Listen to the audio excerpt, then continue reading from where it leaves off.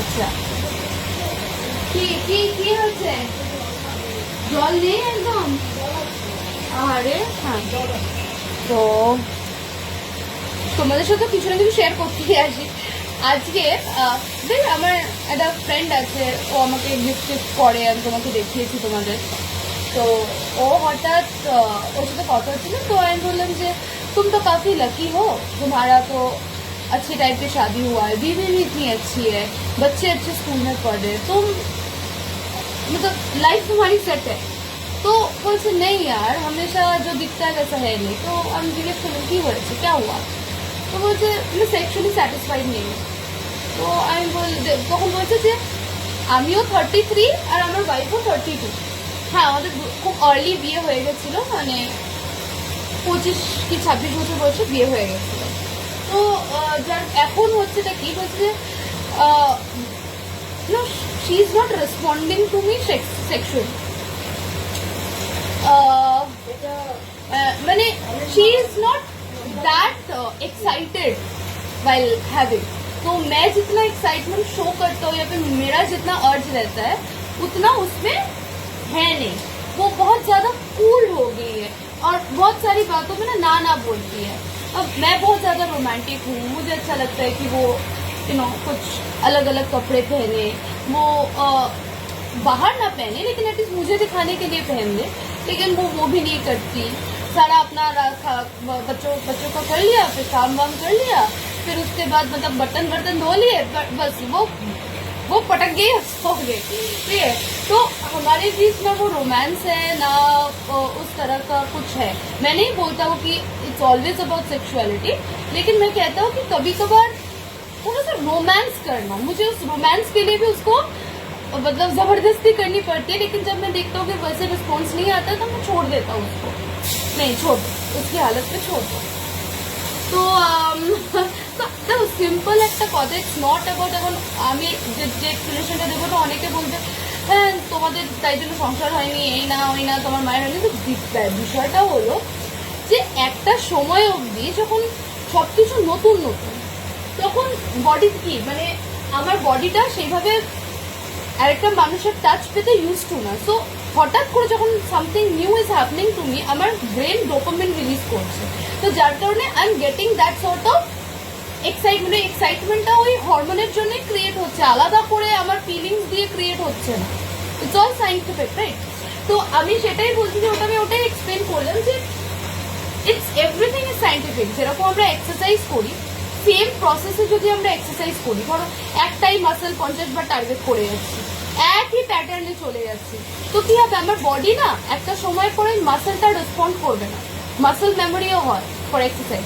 তো বলছি মাসেলটা রেসপন্ডই করবে না, তুমি দেখবে কোনো গ্রোথ হচ্ছে না বা কোনো চেঞ্জ নেই, ইমপ্রুভমেন্ট নেই। তো তখন কি হয়, আমাদের ট্রেনার্সরা আফটার সার্টেন টাইম, ধরো 2-3 মাস পরে এক্সারসাইজের প্যাটার্নটা চেঞ্জ করে দেয়, যেটা আমি জিম করার সময় ফিল করেছি যে আমার আর সেভাবে বডিতে পেন হচ্ছে না, যেটা মানে এক্সারসাইজের একটা প্যাটার্ন, মানে বডি তো জেনে গেছে যে এইরকম ভাবেই জিনিসটা হবে বা এইটাই, তো তাই জন্য বডি রেসপন্ড করা বন্ধ করে দেয়, তখন প্যাটার্নটা চেঞ্জ করে দাও, বডি অ্যাডাপ্ট করে নেয়। এবার খাওয়ার ক্ষেত্রেও ঠিক তাই, কিন্তু আমরা ধরো সেম ডায়েট এক নাগারে ফলো করে এই চলেছে, তো বডি জেনে গেছে যে ওইটুকুনি আমায় ওই রকমই দেবে। তো ডায়েটও কিন্তু টাইম টু টাইম, দেখবে যারা নিউট্রিশনিস্ট তারাও কিন্তু diet time to time change করতে থাকে। It's not always the same pattern, কি আমি সেম প্যাটার্নে কার্বস বন্ধ করে দিলাম, আমি সেম প্যাটার্নে প্রোটিন এত নিলাম, কোনো সময় রেশিওটা আপ ডাউন করতে থাকে। কেন? কারণ বডি অ্যাডাপ্ট করে নেয়, ওই ওয়েটাকে বুঝে নেয়। তো সেরকম in case of human being also, তো একটা যেটা বিগিনিং এ থাকে বা যে এক্সাইটমেন্টটা থাকে সেটা তো টাইম হতে থাকে। It's not about age. আর এখানে ভালোবাসার কোনো জায়গাই নেই, জাস্ট মানে এখানে চলে আসছে কি যে হয়তো সেইভাবে রেসপন্ড করছে না, বিকজ আমার বডিও ব্যাপারটার সাথে ইউজ টু হয়ে গেছে। সো নাও ওই যে মাইন্ড বা ব্রেন থেকে ডকুমেন্টটা রিলিজ হয়, আমার যতটা মনে হয়েছে অ্যাট দ্যাট মোমেন্ট আর ওইটা রিলিজ হওয়া বন্ধ হয়ে যায়। তো তাই জন্য আমাদের তরফ থেকে আমরা রেসিপ্রোকেট করতে পারি না, ইটস অল ইনসাইড উইদিন। হ্যাঁ, তো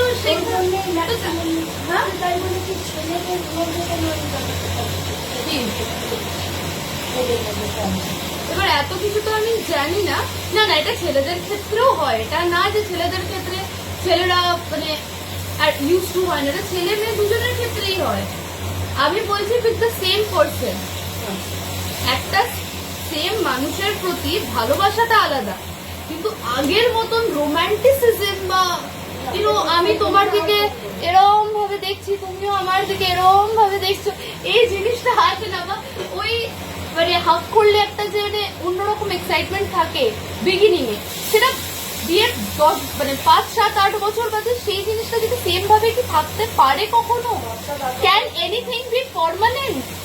যেটা প্রথম থেকে চলে আসছে সেটা কি নিরধারা সেইভাবে চলতে পারে? পারে না তো, সবকিছুই তো চেঞ্জ হয়। তাহলে মানুষের এই জিনিসটার মধ্যে চেঞ্জেস আসবে না কেন?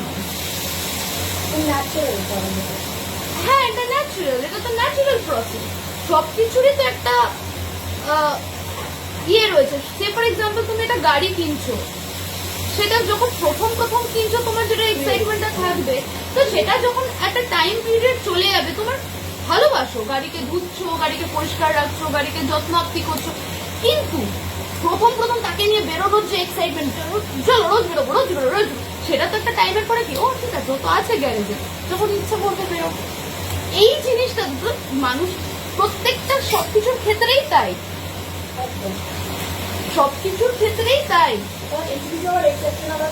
কিছু এক্সেপশন আছে, 10 বছর না হোক, এটা হতে পারে না, এটা হতে পারে না। হ্যাঁ, একটা সময় পরে আমি যতটা জানি রিলেশনশিপ উইল বি লাইক একটা আন্ডারস্ট্যান্ডিং এর উপর। आचार्य प्रसाद খুব ভালো বলে तुम दोनों शादी कर लेते हो, एक टाइम के बाद ना दोनों एक दूसरे की तरह दिखने भी लग जाते हो, भाई बहन बन जाते हो, एक ही खा रहे हो, एक ही पहन रहे हो, एक ही मतलब एक ही सब कुछ शेयर कर रहे हो, कुछ अलग तो नहीं है ना, तुम्हारा अलग है ना उसका अलग है, एक ही थाली का खा रहे हो, एक ही पहन रहे हो, एक वक्त के बाद तो दोनों एक दूसरे की तरह दिखने भी लग जाओगे, फिर भाई बहन बन जाओगे। तो भाई बहन ही तो हो जाए একটা টাইমের পরে, না না রিলেশনটা ওরকমই হয়ে যায়। তো তুমি তোমার মনে আছে তুমি যেখানে পড়াতে যেতে, মা একটা মারবাড়ি বাড়িতে পড়াতে যেত, ঠিক আছে, তো সেখানে মানে আমার মানে যে স্টুডেন্টের মা, তার শাশুড়ি আর কি, মানে এরা তো মারবাড়ি, এরা খুব ইয়াং এজে বিয়ে করে নেয়, তো শাশুড়িও খুব ইয়াং এজেই হয়ে গেছে। হ্যাঁ, হার্ডলি কত হবে, হয়তো হার্ডলি 52, 53 এরকম এজেরই হবে শাশুড়ি হয়ে গেছে সে। তারপর শাশুড়িরা সরি ইয়ে হয়ে গেছে, কি বলে, দিদাও হয়ে গেছে। তো সে আমার মাকে শেয়ার করেছে যে अभी तो मैं हम और हमारा पति भाई बहन है।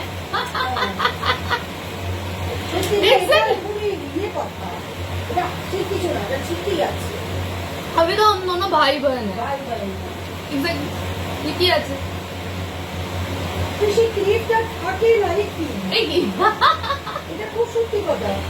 सारी बातें कर ली, सारा सब कुछ जान लिया, अब नया क्या है, अब क्या बाकी है? तुम कब खाना खा के पाते हो, कब तुम्हारा गैस होता है, क्या हुआ है, कब तुम्हें क्या तकलीफ होती है, क्या बीमारी है, सब पता है मुझे, सब पता है। अब क्या बचा है तुम्हारे में जानने के लिए? তো এক্স্যাক্টলি আমি মনে করি যে আমি মনে করার কি এটাই চলে আসছে। এখন কেউ যদি আমায় কন্ট্রাডিক্ট করে একটা ফালতু কথা বলে, আমি মনে করবো যে হ্যাঁ মানে একদম মানে ফলস দিচ্ছে, আমাদের মধ্যে আগের মতন ভালোবাসা ওরে বাবা not possible, not possible. It's all about understanding, যে আমরা দুজনে একটা মিউচুয়াল আন্ডারস্ট্যান্ডিং এ রয়েছে, দুটো মানুষ একসাথে থাকি, আমি তোমার টেক কেয়ার করছি আর তুমি আমার টেক কেয়ার করছি, that is so nothing to romanticise in that, তাই না? মানে আঁখো মে প্যার ওই জিনিসটা থাকবে না, ওটা কি পসিবল নাকি আজও?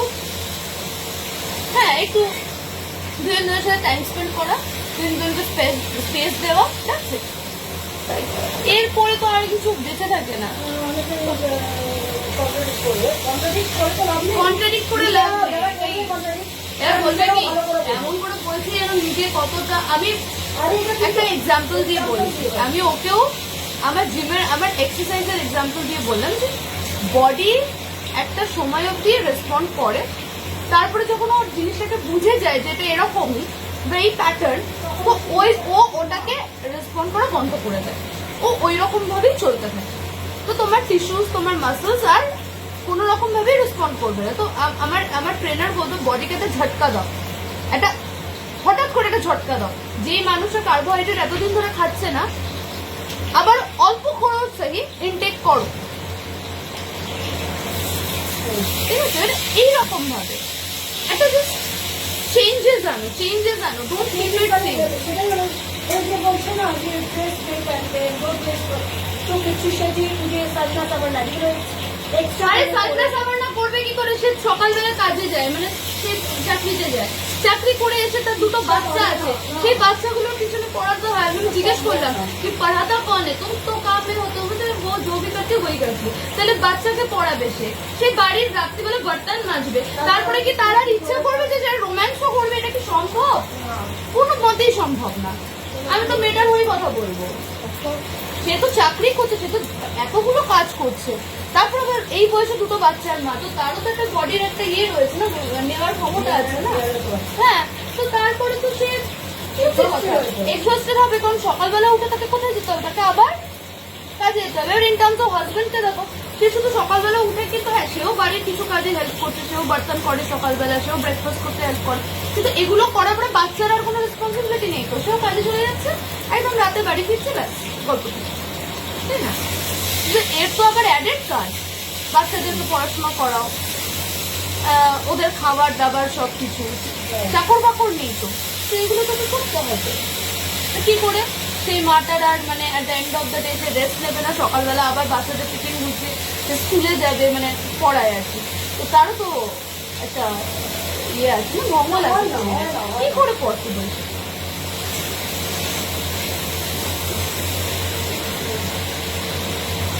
उनको बच्चा भी चाहिए और बीवी भी एकदम आगे की तरह जवान चाहिए, वो कैसे होगा?